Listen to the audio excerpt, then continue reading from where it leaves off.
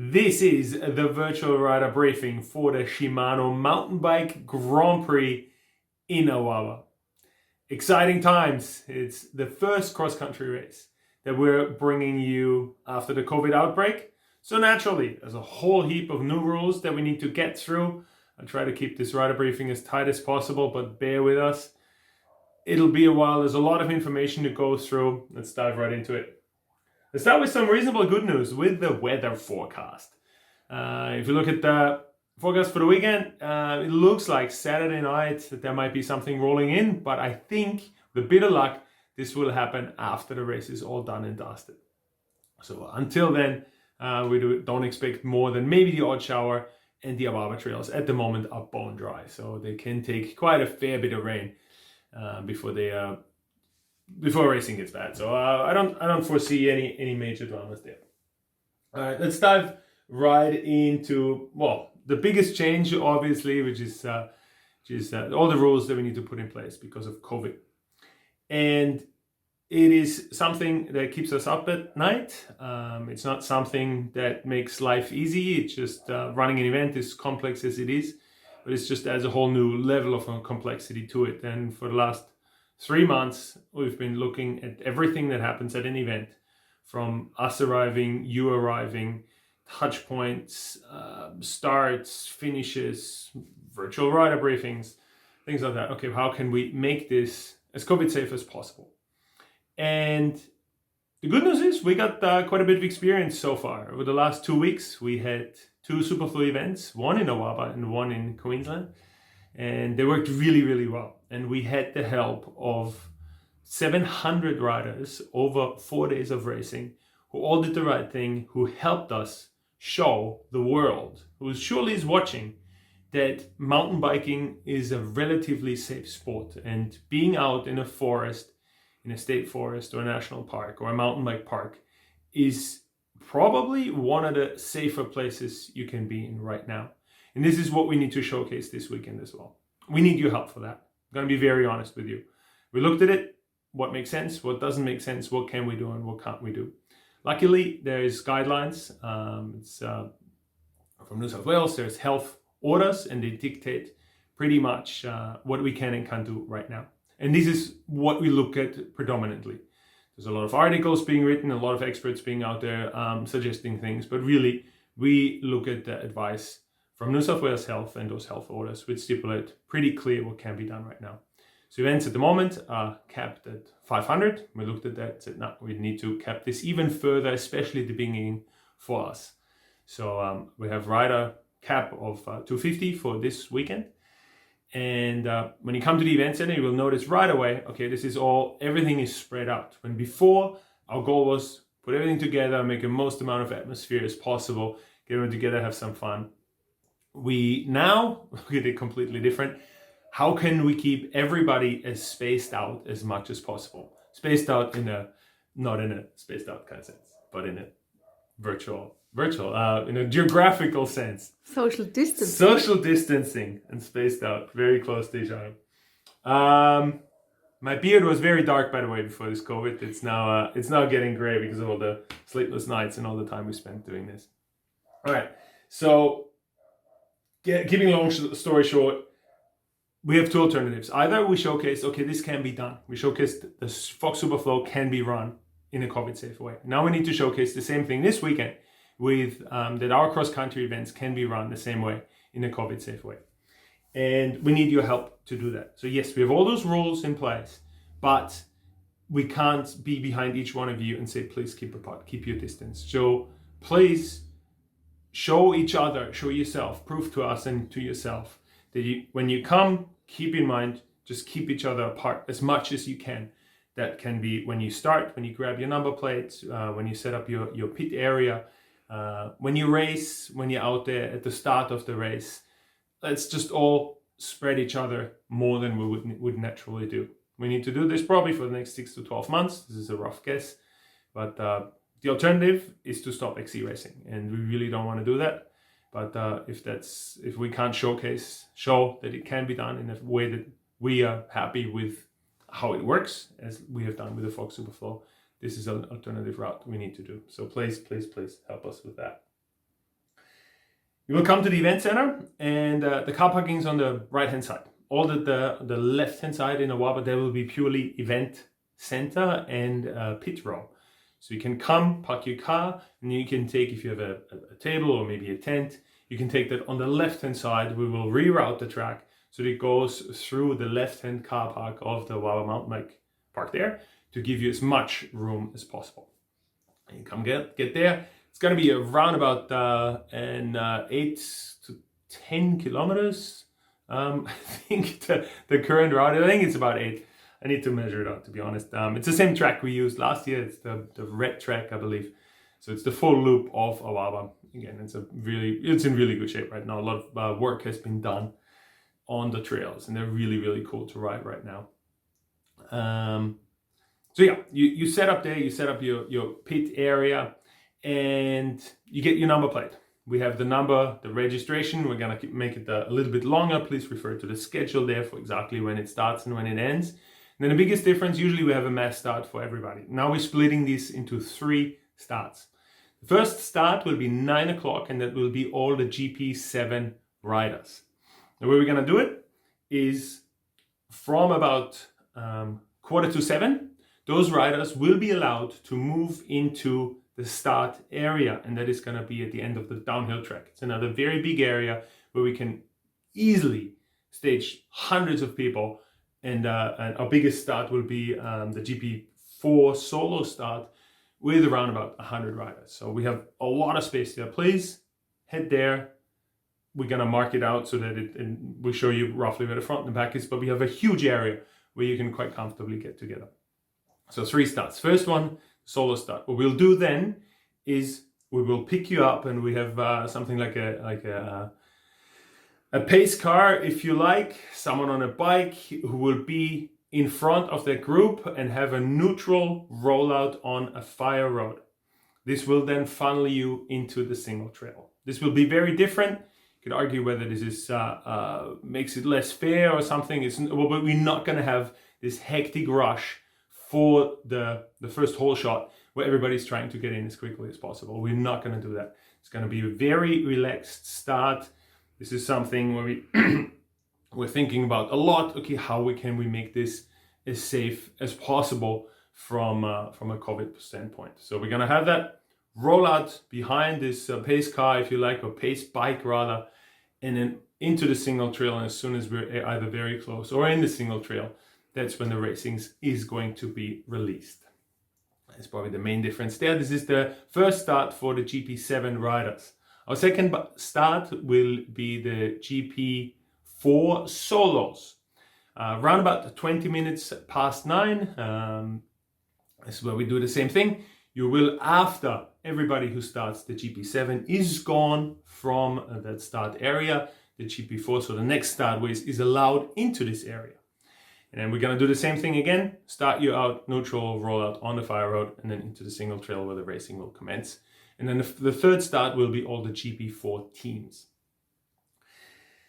So all these starts, they will be within 1 hour. So we're aiming to have them, the first one at 9, the second at 20 past, and the third at 40 past 9. But the second and third start, it depends on when we're ready for this. So this is not...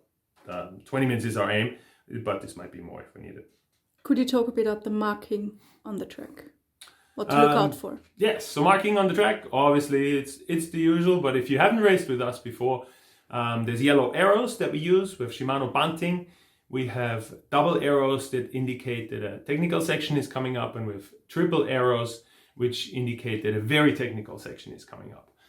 Then that should be pretty much it. The track, I don't think anybody ever got lost in the trails of Awaba. They're all pretty straightforward, and it's really, really good fun. I've seen there are signs that have A and B line on it. What do they mean, if they're out there? In B line means that there is an obstacle coming up, and there's an easier line and a harder line to get over that. So the A line is the more technical one. The B line is generally a little bit slower, but is safer to ride. So if you come to it, if you don't know the area, taking the B line on your first lap is a good idea. Look at the A line, go like, yeah, I can do this easy, or no, it's not worth the risk. I'll stick to the B line for the remainder of the race. And the last one, I've heard this infamous Besser block section at Awaba. There's been a bit of change and lots of work by the club as well. Besser block. Well, there's been plans of a beeline. I don't know if it's going to be in time, to be honest. It's generally it's a section that looks way more technical than what it actually is. So it's a relatively steep, short section, but the trick is just to go in there very, very slowly, get your bum behind the saddle, use a lot of rear brake, very little front brake, and just slowly make your way through there. It's actually quite easy to go through there if you don't come in too hot.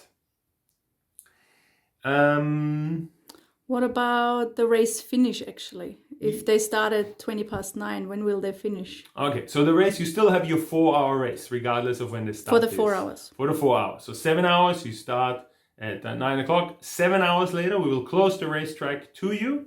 The same is for the 4 hours. 4 hours after you start in your wave, the racetrack will close and you can finish the lap that you're on, but you're not allowed to start a fresh lap. So what does that mean? The racetrack closes, you can still squeeze out for another lap, and what happens to that lap? So the lap, as soon as the 4-hour mark ticks over, you have to be out on racetrack to complete that lap. So you can't start a fresh lap after that, but you finish the lap that you're on, and then the rider with the most laps and the shortest time thereafter is the winner. So if two are on the same amount of laps, whoever comes in first is ahead. Is the winner. Our usual rules when it comes to rubbish and cutting corners applies. Again, generally not so much of a problem at the Awaba at the XC track, but please, this is not a World Cup, so we haven't marked the track on both sides with bunting. We take out the very cheeky sneak lines, but really you need to stay on the track that you are on and make sure that this is the track you're using. If you eat a gel or something out on track, please put it back into your pocket and take it back with you, because we don't want to litter anything. Obviously, we go after the track and clean everything up, but we don't want to see too many gels out there in this wonderful state forest. And I think when it comes to passing, our general rule is talk to each other and be friendly. And now, especially with COVID, please give each other as much room as possible and move to the side as quickly as you can when someone's behind you, and have a bit of patience when you're rolling up to somebody that the section to pass might not appear right away. It's usually just an issue in the first few laps. After that, everybody's spread out, and hopefully with our 3 starts, everything's going to be a lot more spread out than usual anyway. So again, someone comes up, hey, I'd like to pass you when you got some time. As soon as you hear that, go, okay, where can I move to the side? You don't need to get off the bike, move to the side, get high, give each other as much room as you can. One person goes past, other person sneaks in behind, and off you go again. So really we want to avoid heavy breathing onto each other, little droplets falling onto each other. So what does that mean for cheering potentially out on track and that sort of stuff? When there's cheering in the event center out on track, just keep your distance. Very, very easy. We've done it at the Superflow. Worked really well there. If you have your cowbells and your cheer squad, do it, but just keep a few meters between you and the racers. That way you can avoid any as much risk as possible there. Now, the same goes for if you clean your nose out on the track, make sure there's no one behind you, because that's the last thing you want, is that you clear your nose. And I mean, it's disgusting enough as it is, with or without a special extra viruses thrown into the mix. So yeah, if you're by yourself, not a problem. If you have people less than a few meters, or less than 10 meters behind you, it's probably a good idea to wait until they're passed and then clear your nose or spit or whatever you have to do. Talk to me a bit about going back to registration. What happens? How do you pick up number plates in these COVID situations? What happens to spectators and visitors?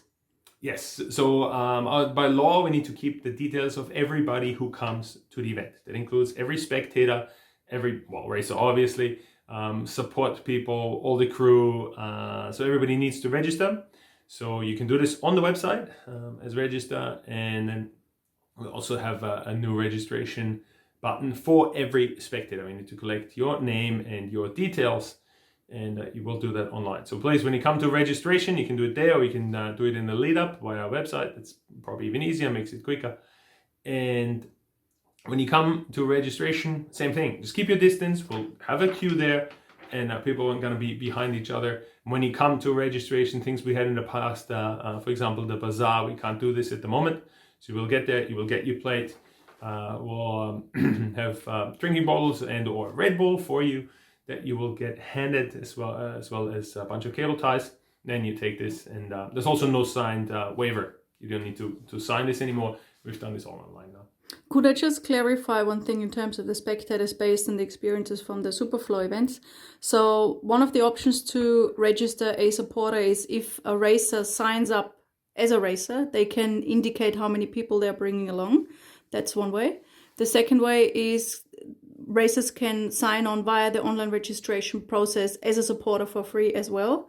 And on the day, we'll have a link on site where they can enter themselves into a list, right? Exactly. So as long as, but everybody needs to come and see us. So every spectator, you actually need a spectator pass, which we'll show you. So everybody gets one of those. You need to have have one of those ready on you, so that we know that you have been registered. So everybody needs to come and see registration, regardless of who they are. So even a racer can pick up those race passes for people that are back at the car. Exactly. Yeah. Children, parents, and all those sorts of You things. just need to have the details of everybody. Okay. We understand that these are very, very anxious times for a lot of people, and so we want to let you know that we understand that. So we understand that you might be in a position where you go like, you don't feel like going to a race on any particular weekend now coming up in the next God knows how long is a good idea. If that's the case, let us know.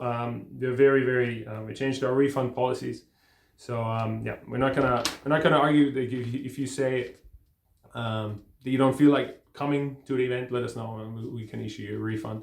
And same thing goes for the obvious things that we've been preaching now for a while. If you show any signs, symptoms of a runny nose, have the slightest fever, all those things, please do not come to the event. If you look sick at the event, we will send you home. Please help us in that regard to do the right thing and make sure that we can run these events in a forest as safely as possible. We have a lot of room there. We're limiting our numbers even further than what is stipulated by the law. And we believe strongly that we can give you a safe environment, as safe as it can be currently. Definitely safer than going out into rooms or venues that are filled with people, that's for sure. You will also notice, just on a few other things, that registration for the events opens a lot closer to the events now, because it's just such fluid times, and we look at advices, look at changes, look what we think is going to happen. So keep in mind, we're going to open events, the registration for events, relatively close to events, when before we wanted to give you as much planning time as possible. The dates are all out there, we try to stick to them, but of course things can change quite quickly. And if the advice changes, as I said at the beginning, we're looking at the New South Wales public health orders. And if they change, it's pretty black and white. So that could mean that we close events or have to shut events at very short notice.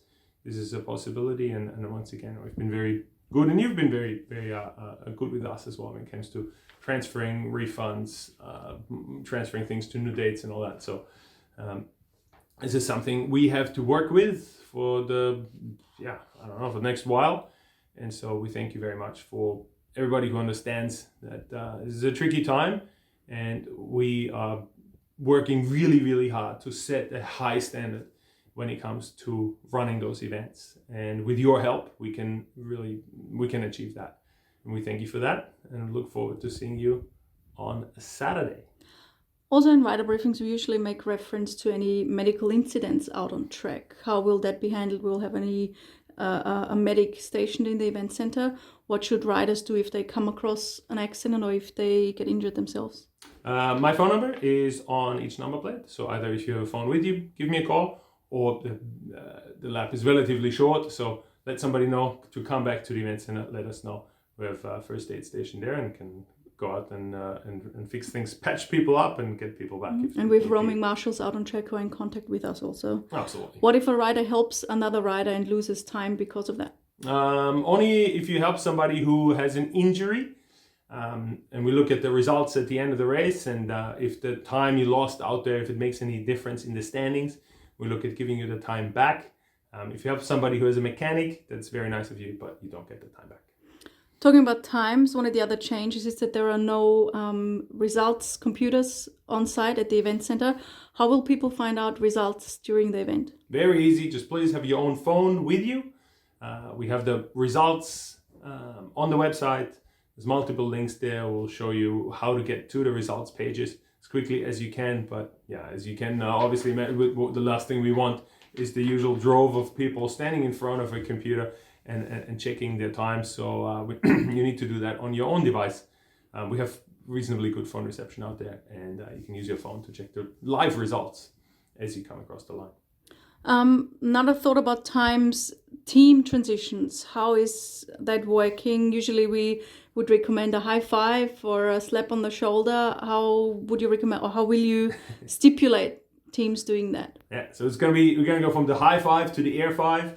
So as long as if you're waiting for a teammate, if your teammate is within one bike length of you, this is when you can start. So obviously we don't enforce any physical contact anymore as we did in the past. So as long as you're within one bike length, the next rider can start the race. And you can transition anywhere in the entire pit area. So it's going to be around about 200 meters long is the area where you can transition. So we don't have a one transition tent as we used to. And just because I had the question the other day online, for team racing, it's a relay team. Could you just briefly explain what that means? Yes, so only one of you is out at any one time. If you're a team of two, one is resting in the pit area and the other one is out there on track. So it's not a race where the two of you or the three of you race together at the same time. So it's relay, only one of you is allowed out on track at any one time. So the team can decide who starts the track and the team can decide how many laps everyone does? That is correct. Great. What else can we expect from this weekend? Sunshine in the morning, hopefully no rain until we got everything packed up again in the evening. A lot of cooperation from our fantastic Rocky Trail family and Rocky Trail racers who come out there. And once we're racing, we want to focus on the fun again. And this is what's very important to us as well. And this is where we go, where do you set the line? It's at what point does it should you stop putting on races? But we all believe that giving you an afternoon or a morning on the bike where you can switch your brain off, focus on racing, focus on the earth in front of you and on the trees around you in a beautiful state forest. This is worth a lot. It's not just our health is important, but this mental health is very important too. And if we can help a few of you concentrate on that rather than watch the latest news stories, then I think we've done our job there in that regard as well. Right. With that, thank you very much for your patience listening to this once again quite long video. But a lot to go through. There won't be any rider briefing on the day. It's all here online. So and really look forward to seeing you on the start line at the Awaba Mountain Bike Park. Thank you so much to the Hunter Mountain Bike Association who helped us put this race together. State Forest, of course, and then all the sponsors. First and foremost, Shimano. Everybody else is going to be there. It's going to be a fantastic day out. Whoop! See you.